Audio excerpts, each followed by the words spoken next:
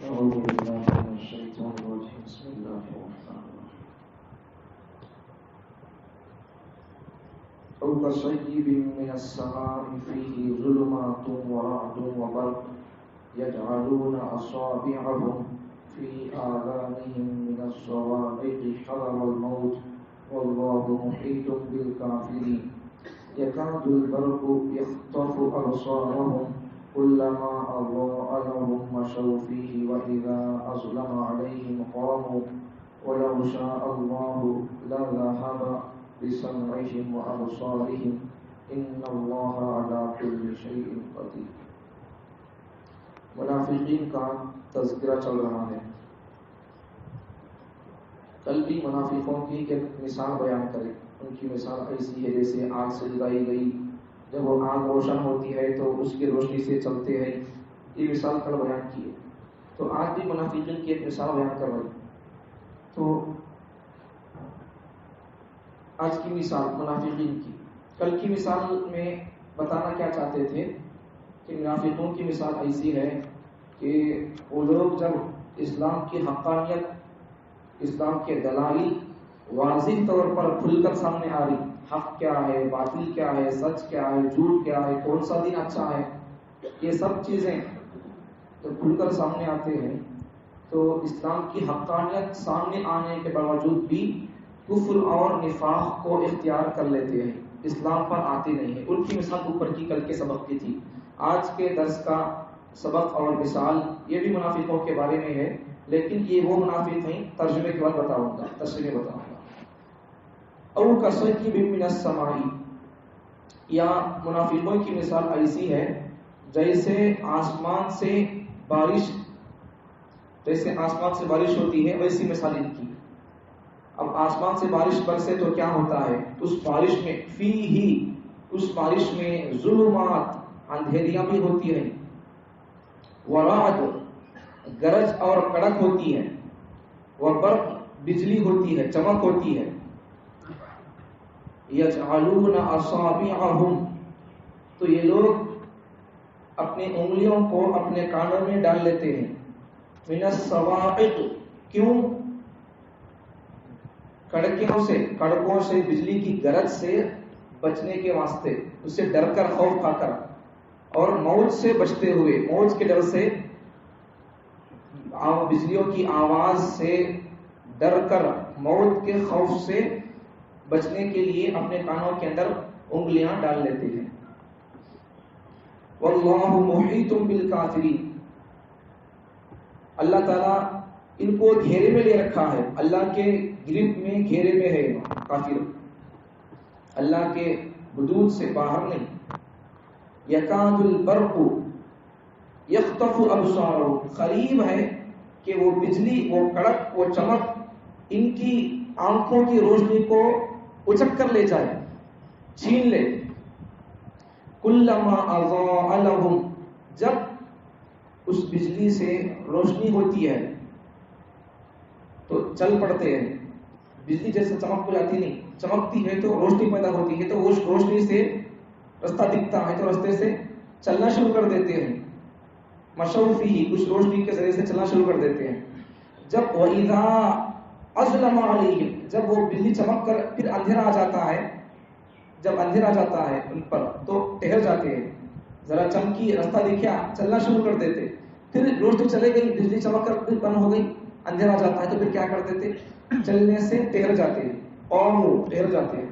وَلَوْ شَاءَ اللَّهُ، اگر اللہ چاہیں، لَذَهَبَ بِسَمْعِهِمْ، ان کی سننے کی طاقت کو اللہ چھین لے. وَأَبْصَارِهِمْ، اور اللہ ان کی آنکھوں کی دیکھنے کی طاقت کو اللہ چھین لے. ان اللہ، بے شک اللہ تبارک و تعالی، علی کل شیء قدیر، ہر چیز پر قدرت رکھنے والا ہے.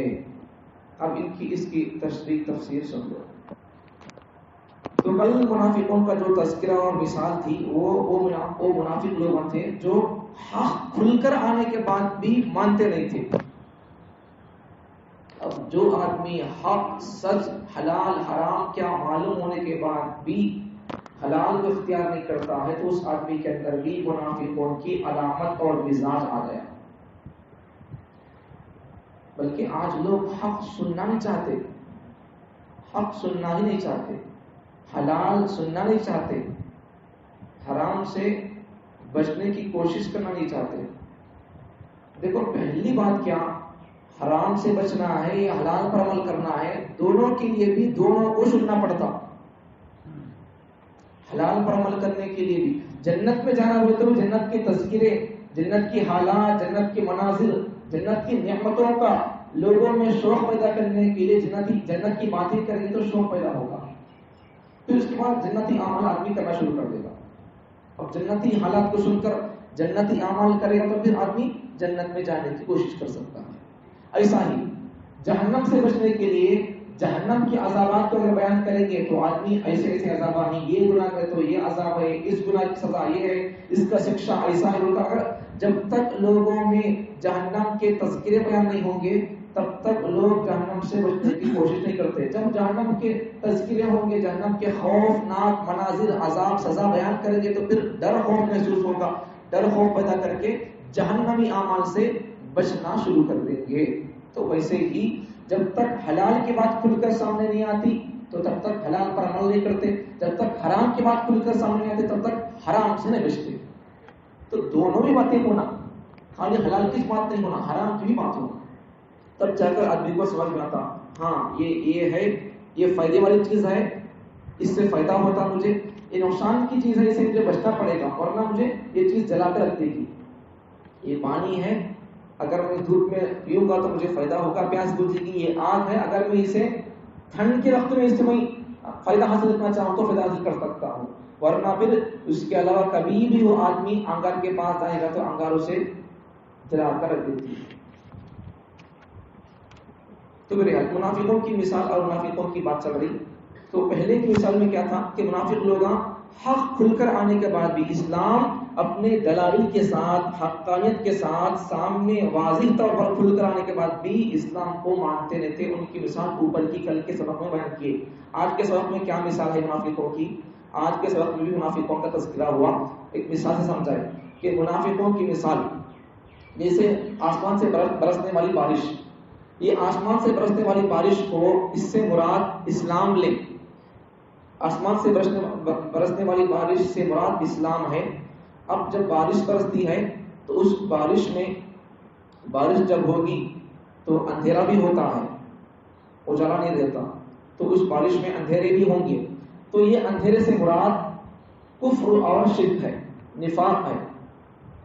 آسمان سے برسنے والی بارش سے مراد اسلام، اور اس بارش کے ذریعے سے بارش جب ہوتی تو اندھیرا ہوتا، تب اس اندھیرے سے مراد کفر، شرک اور نفاق ہے۔ اب کفر و شرک کی خرابیوں کو بیان کیا گیا، اور کفر و شرک کے اندر کیا کیا خرابیاں ہیں، کفر شرک کرنے سے کیا کیا ہوگا، تو اس کی خرابیوں کو اللہ بیان کیا۔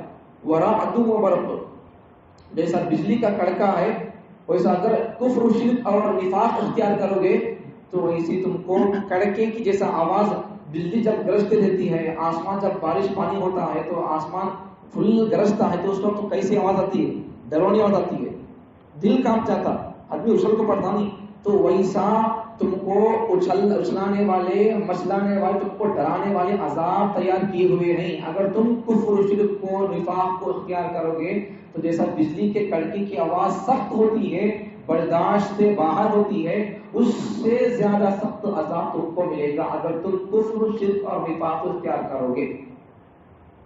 اور برق اور بجلی چمک ہے، بجلی کی چمک یہ بھی ہے، تو یہ بجلی چمک سے مراد قرآن کی حقانیت اور قرآن کے واضح دلائل ہیں۔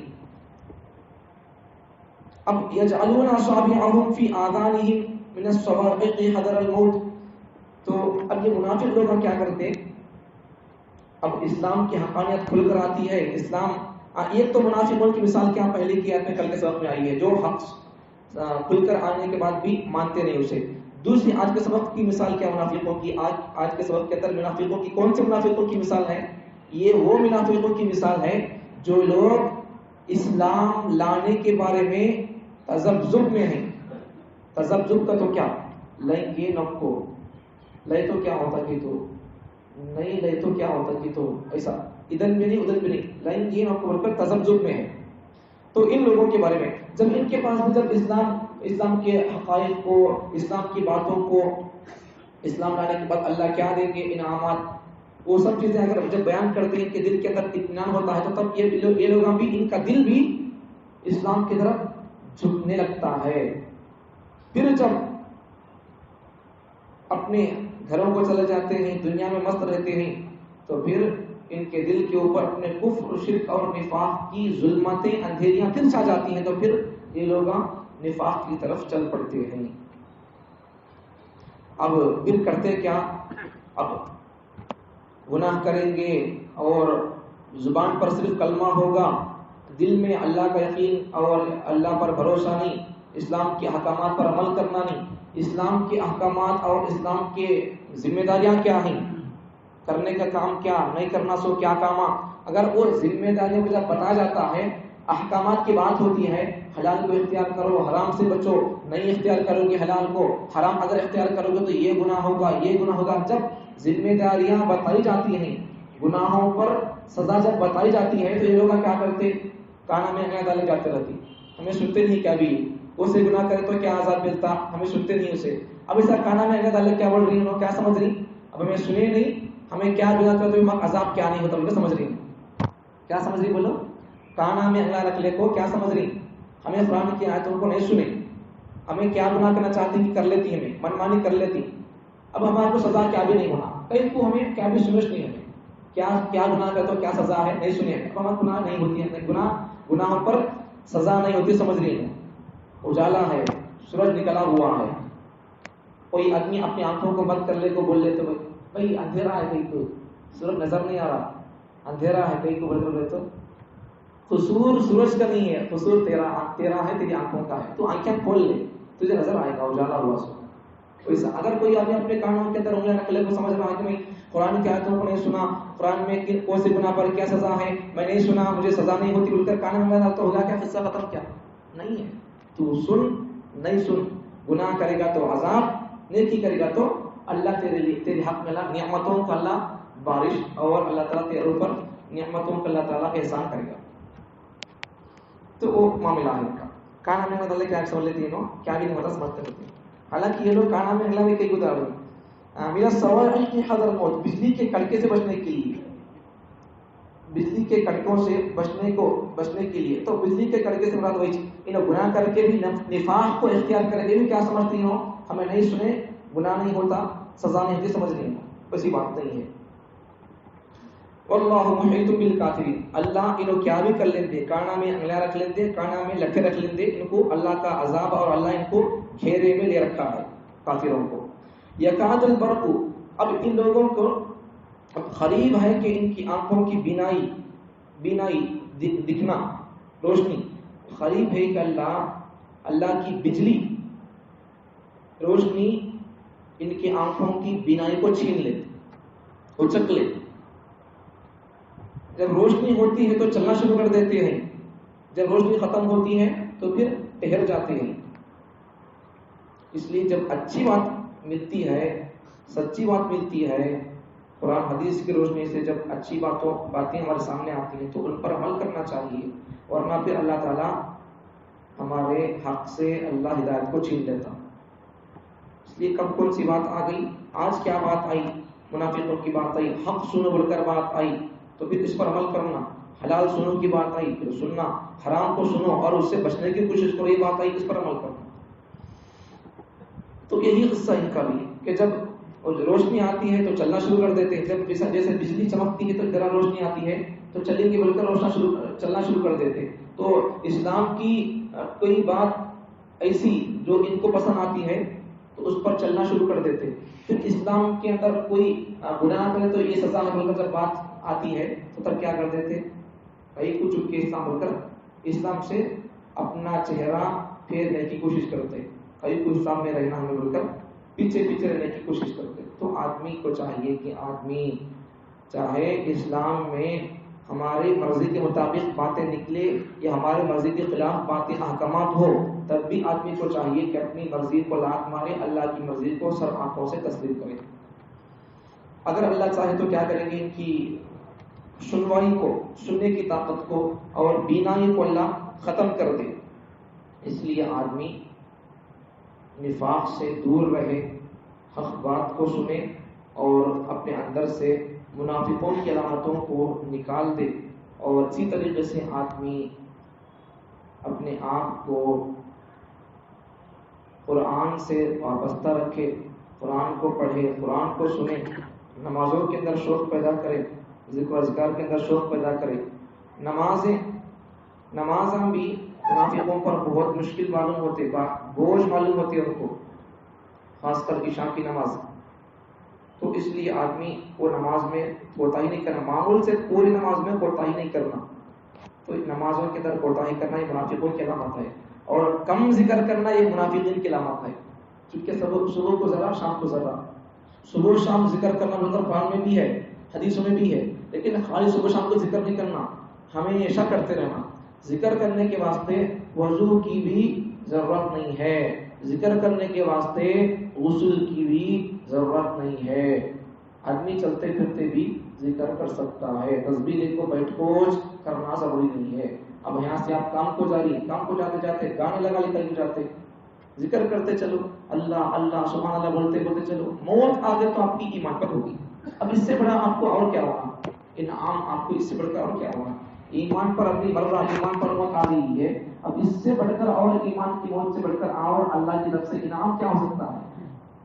سمجھ آئے گا. ایمان پر مرنے کی آدمی کوشش کرنا، اور ایمان پر مرنا بڑھ تو وہ اس کے اسباب بھی، اور ایمان پر مرنے کے لیے ویسے کام بھی کرتے رہنا.